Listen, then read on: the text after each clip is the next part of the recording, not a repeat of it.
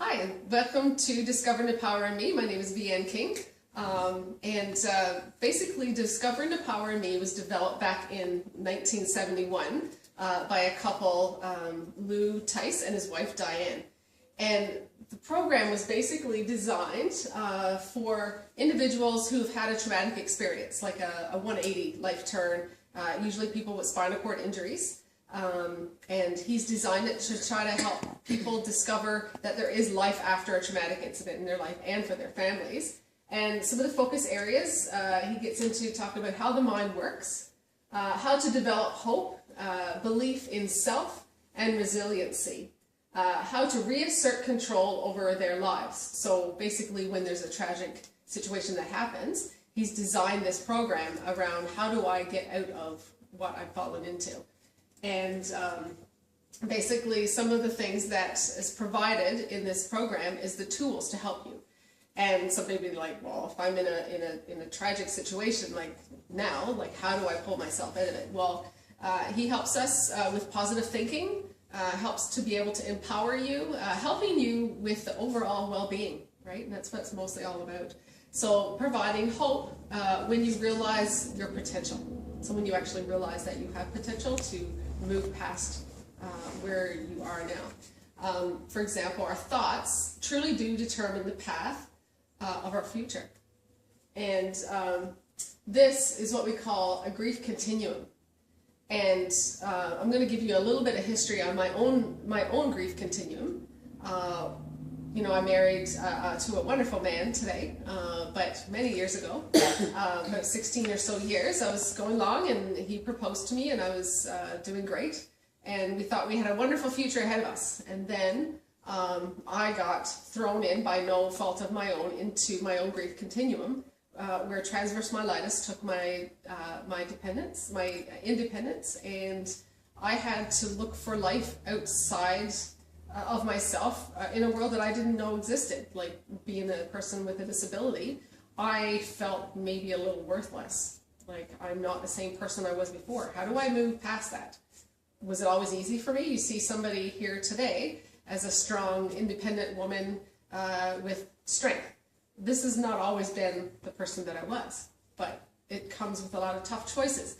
And how long you stay into that will determine like how far you go into that downward spiral. Because like if you feel worthless and things are thrown at you, well, how do I move past that? I had to make a lot of tough choices to get to where I am, and I didn't allow my circumstance to keep me down here. What is it going to take to get you up there? That's the question. And life sucks. Sometimes you get thrown in this, and it's not your fault. It's not your fault that life happens. This is a PG film, so I'll refrain from the profanities. But life really does happen. And what are you going to do when you get knocked into that continuum? And it throws you off key, and it sends you in a spiral downward. It's not that you get knocked down that's the bad thing, it's how long you stay down. And when you hit rock bottom, sometimes we need to hit rock bottom to be able to pull ourselves up. But how do we get up? It's basically how we pull ourselves up is determined by what skills we have, what supports we have in place, and what our attitude is. Right? It doesn't mean that, there's a song that sings, I love you, but I just want to be mad for a while. Like, it's okay to be mad, to be upset, and to be, like, just devastated. Because life turns you upside down, and you have no idea how you're going to get out. That's when you make those little choices daily. The tools to get up. Where are you now in life, in the situation? What do you want to stop doing, or start doing, or do differently? But you know what? If you never believe you can, you won't. And we see this is like your life here. We see all this potential. You ever looked at someone and said, man, what a lot of potential I see. But if you don't see it, you don't see it. You don't see it. You don't see the potential inside yourself. It doesn't matter what anybody else sees. It's what you see is the results that you will get. Your beliefs, what you believe about yourself, your attitudes, your habits, whether they're good or bad, will determine what the result is. And also your expectations. Maybe you don't have expectations for yourself. Maybe they're too high, right? But all these factors will be the result of what your future will look like. And some of the themes that we're going to cover today in this whole 12-week lessons, this 12 units of time together, is two of the main things are making the extraordinary ordinary. You're probably thinking, well, what does that mean? So when I was first, in a wheelchair, I remember when I stood for the first time. Something that I never dreamed that I was going to do, even though I knew I was going to do it. Let's be honest. It's like, no, this is not happening. Anyway, so when you stand for the first time, I'm like, you can probably relate to that. Like, wow, like, this is awesome. And now that I'm at the point where making unassisted steps, walking or standing, that's ordinary. Something that when your life gets turned upside down, when you're in that rut, and you think, there is no way I can do this.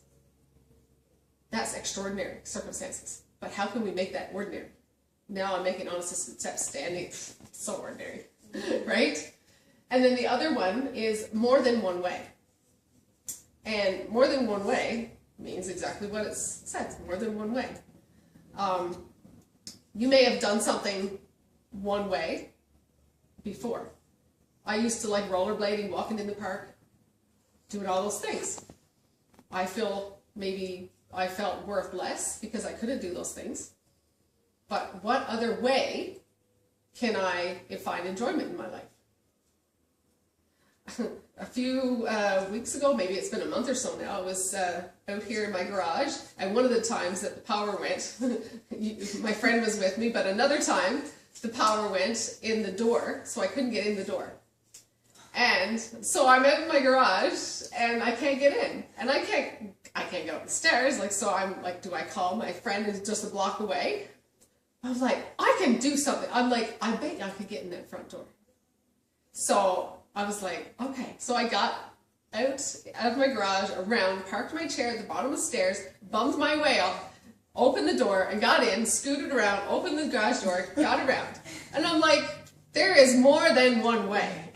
And you may be stuck in the one way you've always done it, but if you stay there, you'll never go anywhere. You need to change your mindset. And it's a lot about how we look at something and change to do it. And it's all about baby steps, right? It's not doing this big thing all at once. So, oh yeah, I'm going to walk across Canada. Barely walk across your kitchen. Let's start with just down the block. Like you don't want to dampen my goal of walking across Canada. Like that's really nice and all, but like I'll never do it because I'll be focusing on that big task that's so big. But if I say, you know what, I can walk that block, and I walked the block again today, and I cut my time in half.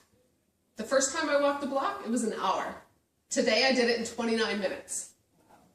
I was like, that they're, just set mini goals. Yeah. It's like, okay, Canada, here I come, right? Like, I mean, but if you only think about the big goal and you self-sabotage yourself because you can't think about doing something big. So you never start out with the little goals, but there's more than one way. That builds confidence, right? When you get to be able to do little things, it builds your self-confidence, it changes the way we think, and then you can develop more hope, more self-worth, and hence give you more inner peace. We're going to get into the unit 1 now, where it talks about I am in control. Hi, so this unit 1 is basically I'm in control. And the overview of today's lesson will be, in this day it is very possible to see the world around us as very negative. Wouldn't you think so? With all the negativity bombarding us from the media, from family, from friends, it's easy to fall into a downward spiral. You get like literally bombarded every day with negative stuff. So it's easy to get into that downward spiral, especially when you're particularly in a vulnerable situation where you don't have a lot to begin with, emotionally or whatever, and then something else throws you, it sends you on a downward spiral. We need to guard against falling into the mental traps of feeling that you are worth less than you were before.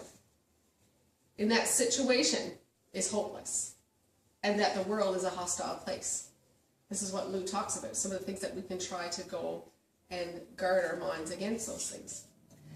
In today's lesson, the objectives is that there's 3 patterns of thought that, if they are aligned in a negative way, can send you on that downward spiral. We're going to get into that. And also understand that I need to take care of the way I think. Like, you can treat me like crap, and yes, I'm going to get upset, and I'm going to get really hurt. But how long I let you do that to me is up to me. I can release you as a friend, or not allow yourself to be controlled by those things. And sometimes we have to be in control of the way we think about ourselves, and not let other people control the way we think. And know that I have the power inside me to decide who I listen to and what I listen to. Even the Bible talks about us guarding our hearts and minds. 2 Corinthians tells us that we need to guard our hearts and minds. And also in Philippians tells us to, whatever's good and whatever is great and holy and all those things, we have to think on those things. So even God said it, that we need to think about good things, right? But we have the control over how we think. So we just heard Lou speak about how we think. Some very powerful, deep lessons. This first unit actually is the deepest, because that's when we acknowledge and identify a problem, so that then over the course of the next weeks we can get into developing a solution. And so he talked about the 3 dimensions that we think in. And we speak in words, pictures, and emotions, and that the words trigger pictures, and those pictures create emotions, or triggers the emotions. Could be a birthday that triggers an emotion. It could be, that date when you got injured. It could be, that date that I didn't think I would live past, when that day comes and when it goes, like those little triggers in our life that causes those emotions. It's all stored up in our brain, and from those thoughts, they accumulate what we believe about ourselves. And our beliefs affect our perceptions. And Lou touched on the study that came out of Harvard, and that if we focus on these 3 feelings of worthless, hopeless, and hostile at the same time, it can and it will affect us. And as we were going through and we were listening to Lou speak, like this is a safe environment, and we can share, but you don't have to. But can you relate to any of the things that he's talked about? Or maybe at one point you could relate to it, and maybe you should give yourself a little pat on the back, because I'm not where I was. And I'm still moving forward. Things still maybe are a little difficult, but I'm still moving forward. Has something happened in your life that was similar to that knocked you over? And can you use this information, or will you use this information to help you get out of where you're at? There's a couple of reflection questions that I'd like to get us. That's why I gave you some pen and paper. And I'm just going to ask you to take the pen and paper, and you don't have to write anything down, but I'm just going to say the question, and if anything comes to mind, you can write it down. And I have 2 questions before we end our session. So when have I caught myself thinking that I am worth less than I have been in the past? Has there been a time when you caught yourself thinking that, you know, I'm just not worth like I was?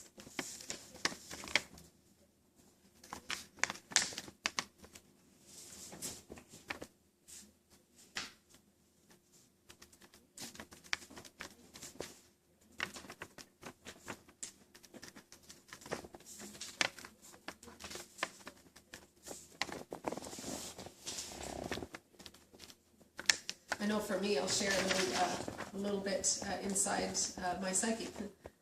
Sometimes even now, you know, you've built yourself up to be strong, you've overcome, but you know, something comes along, and maybe one comment from somebody, or you know, like a flashback or a memory, that you actually, for a moment, think you're that person again, that person who was worthless. All it takes is just one comment or one thought, right? But it's how long you let that dwell. And so yeah, sometimes even now I have those feelings of worthless, but I don't let it sit very long. Right? You just, you know, no, I'm going to rebuke that because that's not who I am. And you kind of move on.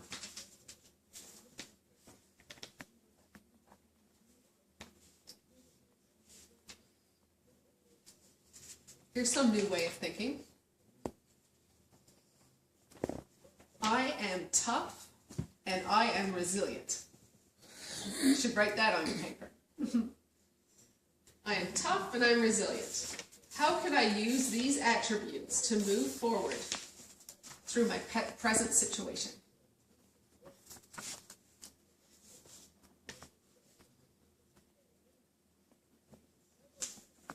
So out of those two questions, was there anything that kind of really highlighted to you that you would want to share with the group? And if not, that's fine. But if anybody wanted to share, this is definitely an okay place to share that. Pause. Oh. Well, I definitely felt that after I gained my wheelchair.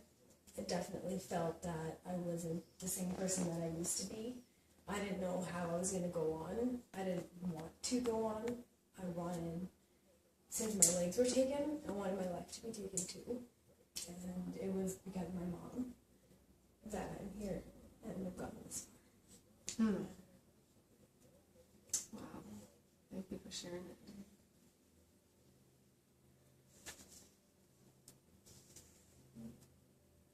You are a strong woman. Learn from my best. Yeah, we all gotta pick ourselves up, don't we? Yeah, keep moving. Definitely. Keep pushing past what it looks like or what it feels like, you know? Tell yourself that you are worth it. Tell yourself that you are worth it. I had a flashback of Fonzie when he looks in the mirror and he goes to fix his hair and it's all perfect. You know, if we could only do that to ourselves and look in the mirror and be like, you know what, you're perfect just the way you are, and you walk away. Instead of picking at all the flaws about ourselves and we're not this and we're not that, and anyway, I'm digressing, but so we need to set those attainable goals. And so in the next lesson, we're going to get into how we set those attainable goals, because us as human beings, the principle of, like, human beings are goal-oriented, aren't we? And if we don't make a plan to do something, it'll never happen. A lot of us have more skills for planning than most. I like to fly by the seat of my pants sometimes, and you know, other people like to plan things out, right? So, but goals, we have to have goals or we won't really attain them. And so we will be learning about how to make ourselves, our minds, strong to develop that resiliency and persistence. So that's what we're going to get into in the next lesson about setting goals. Thank you.